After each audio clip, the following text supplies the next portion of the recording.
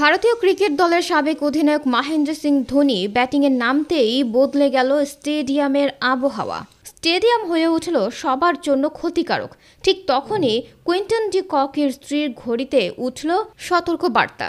এমন ম্যাচে ধোনি গড়লেন অনন্য এক রেকর্ড। তাই তো ম্যাচ শেষে ধোনিকে নিয়ে মজা করে একে বললেন KL রাহুল। খেলাটা চেন্নাই সুপার কিংসের মাঠ এম.এ চিদম্বরম স্টেডিয়ামে হয়নি। ভেন্যু ছিল লখনৌ সুপার জায়ান্টসের ঘর অটল বিহারী বাজপেয়ী স্টেডিয়াম। কিন্তু সেখানে গতকাল রাতে গ্যালারির একটি বড় অংশের রং ছিল হলুদ।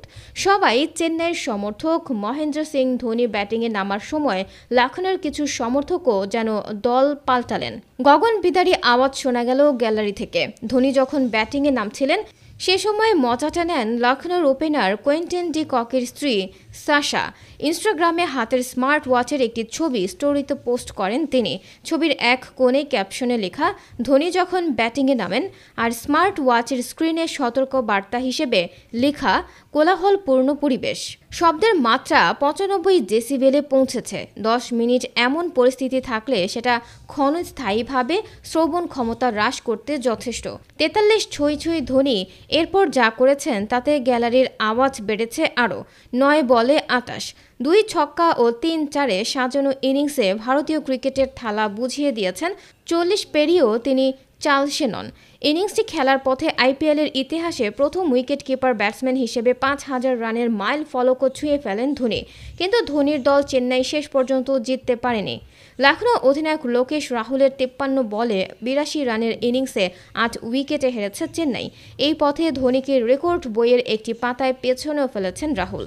আইপিএলের ইতিহাসে উইকেট কিপার ব্যাটসম্যান হিসেবে সবচেয়ে বেশি 50 ইনিংস খেলার রেকর্ডটি এতদিন ধোনির দখলে ছিল। 257 আইপিএল ম্যাচে 24 বার ন্যূনতম 50 রানের ইনিংস খেলেছেন ধোনি। রাহুল গতকালের 82 রানের ইনিংসটি দিয়ে ধোনির রেকর্ডটি নিজের করে নিয়েছেন। আইপিএলে উইকেট কিপার ব্যাটসম্যান হিসেবে এটি ছিল তার 25তম 50 রানের ইনিংস।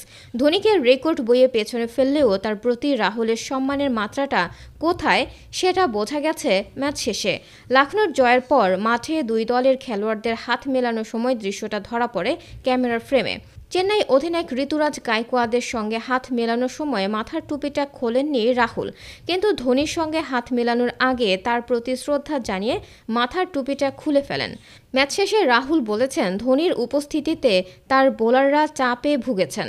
160 থেকে 165 রান হলে ঠিক হতো, কিন্তু আবারও ধোনির কারণে হলো না। তিনি নামলে চাপ বাড়ে বোলারদের উপর, সময় এবং বোলারদের উপর তাই এমনই আধিপত্য। আমাদের দলটা তরুণ এবং আমার মনে হয় এই প্রথম তারা ধোনির মতো ব্যক্তিত্বের মুখোমুখি হওয়ার চাপে পড়ল। দর্শকেরা তো গণবিদারী আওয়াজ তুলেছেন। প্রিয় দর্শক বন্ধুরা, মহেন্দ্র সিং ধোনি কি পারবে চেন্নাইয়ে আরও একটি শিরোপা জেতাতে? আপনাদের গুরুত্বপূর্ণ মতামতটা অবশ্যই নিচে কমেন্ট বক্সে লিখে জানাবেন। আর ভিডিওটা ভালো লাগলে লাইক দিয়ে শেয়ার করে দেবেন বন্ধুদের মাঝে।